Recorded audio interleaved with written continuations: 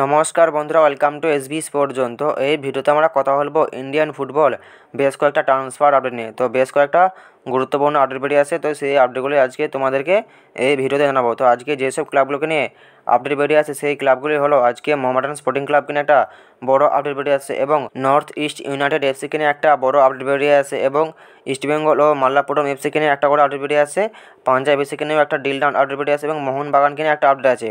তো এই আপডেটগুলি আজকে তোমাদেরকে এই ভিডিওতে জানাবো। তো চলো বেশি দেরি না করে ভিডিওটা শুরু করা যাক। প্রথমেই যদি আমরা কথা বলি মোহামেডান স্পোর্টিং ক্লাবকে নিয়ে, তো মোহামেডান স্পোর্টিং ক্লাবকে নিয়ে যে আপডেটটা বেরিয়ে সেটা হলো যে মোহামেডান স্পোর্টিং ক্লাবকে নিয়ে এর আগে আমি তোমাদেরকে একটা আপডেট জানিয়েছিলাম। আপডেটটা হলো যে মোহামেডান স্পোর্টিং ক্লাব তারা ইনভেস্টর নিয়ে একটা খুব সমস্যায় আছে।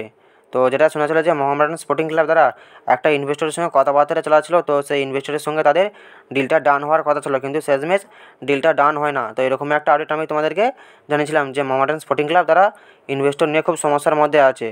তো এই আপডেটটা আমি তোমাদেরকে আমার আগের ভিডিও জানিয়েছিলাম মোহামেডান স্পোর্টিং ক্লাবকে নিয়ে। মোহামেডান স্পোর্টিং ক্লাবকে নিয়ে এখন যে আপডেটটা বেরিয়ে সেটা হলো যে সমর্থকদের অপেক্ষার অবসান ঘটিয়ে মোহামেডান স্পোর্টিং ক্লাব তাদের ইনভেস্টরের সমস্যা সমাধানের পথে। তো যেটা শোনা যাচ্ছে যে সৌরভ গাঙ্গুলি তার সহযোগিতায় সাচি স্পোর্টসের সাথে মোহামেডান তারা গাঁটছড়া বাঁধতে চলেছে। মোহামেডান স্পোর্টিং ক্লাব যখন আই লিগে খেলতো, তো আই লিগ চলাকালীন মোহামেডান স্পোর্টিং ক্লাবের তখন ইনভেস্টর ছিল বঙ্কাট হিল। তো বঙ্কাট হিলও ইনভেস্টর হিসেবে মোহামেডান স্পোর্টিং ক্লাবে থাকছে, এবং নতুন ইনভেস্টর হিসেবে আসছে সাচি স্পোর্টস। তো যেটা শোনা যাচ্ছে যে সাচি স্পোর্টস তারা 3 বছরে 100 কোটি টাকা বিনিয়োগ করতে চলেছে মোহামেডান স্পোর্টিং ক্লাবে। সৌরভ গাঙ্গুলির সহযোগিতায় মোহামেডান স্পোর্টিং ক্লাবে নতুন ইনভেস্টর হিসেবে আসছে সাচি স্পোর্টস। তো মোহামেডান এফসিকে নিয়ে এই আপডেটটা বেরিয়ে আসলো, এই আপডেটটা তোমাদেরকে জানিয়ে দিলাম।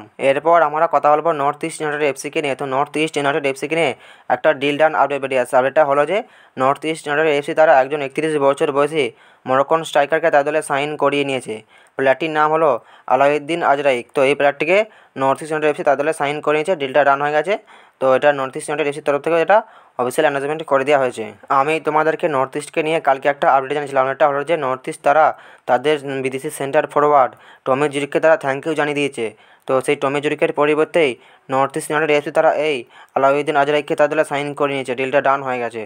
তো নর্থ ইস্টকে নিয়ে এই আপডেটটা ছিল, এই আপডেটটা তোমাদেরকে জানিয়ে দিলাম। এরপর আমরা কথা বলবো ইস্টবেঙ্গল এফসিকে নিয়ে। তো ইস্টবেঙ্গল এফসিকে নিয়ে যে আপডেটটা বেরিয়ে সেটা হলো যে ইস্টবেঙ্গল এফসি হেক্টর ডিস থেকে তাদের দলে সাইন করিয়ে নিয়েছে। এই আপডেটটা মোটামুটি তোমরা সকলেই জানো।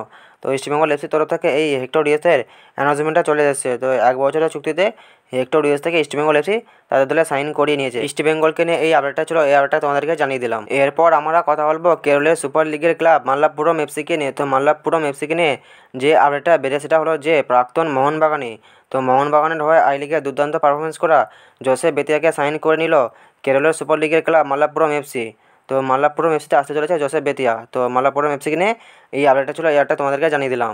এরপর আমরা কথা বলবো মোহনবাগানকে নিয়ে। তো মোহনবাগানকে নিয়ে যে আপডেটটা বেরিয়ে সেটা হলো যে আজকে মোহনবাগানের সিএফএলের ম্যাচ ছিল, মোহনবাগানের সঙ্গে কালীঘাট স্পোর্টসের আজকে সিএফএলের ম্যাচ ছিল। তো আবহাওয়া খারাপের জন্য আজকের এই ম্যাচটা বাতিল করা হয়েছে, এরকমই আপডেট বেরিয়ে আসে। তো এই আপডেটটা তোমাদেরকে জানিয়ে দিলাম। এরপর আমরা কথা বলবো পাঞ্জাব এফসিকে নিয়ে। তো পাঞ্জাব এফসিকে নিয়ে একটা ডিল ডান আপডেট বেরিয়ে আসছে।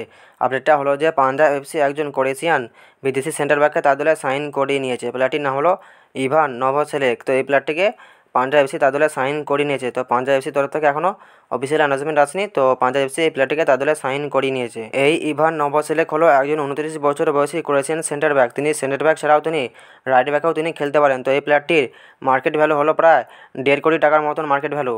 তো এই প্লেয়ারটিকেই পাঞ্জাব এফসি তাদের সাইন করে নিয়েছে। দুর্দান্ত একটা সাইনিং এটা বলা যেতে পারে। তো এই প্লেয়ারটি মোটামুটি ভালোই প্রোফাইল আছে, তো মোটামুটি একটা ভালো সাইনিং পাঞ্জাব এফসির জন্য। তো পাঞ্জাব এফসিকে নিয়ে এই ডিল ডান আপডেটটা ছিল, এই আপডেটটা তোমাদেরকে জানিয়ে দিলাম। এই ভিডিওতে তোমাদেরকে এই আপডেটগুলো জানা ছিল, আপডেটগুলো তোমাদেরকে জানিয়ে দিলাম। তো ভিডিওটা যদি ভালো লাগে ভিডিওটা লাইক শেয়ার কমেন্ট অবশ্যই করে দিও। যারা আমার চ্যানেলে প্রথমবার আসবে চ্যানেলটা অবশ্যই সাবস্ক্রাইব করে দিও। তো দেখা হচ্ছে নেক্সট কোনো একটা ভিডিওতে।